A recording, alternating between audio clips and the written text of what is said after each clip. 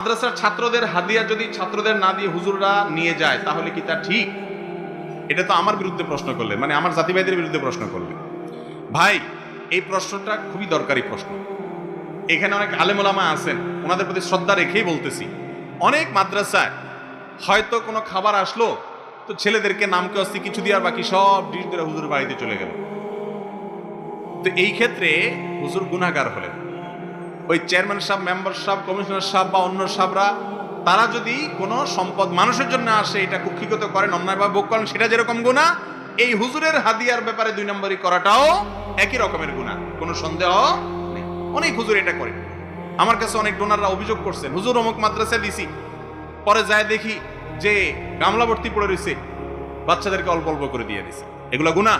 যারা মসজিদ মাদ্রাসা দায়িত্ব পালন করেন তারা অনেকে এগুলো খেয়াল করেন না, অনেকে জানেনই না যে এটা গুনাহ হচ্ছে, হারাম হচ্ছে।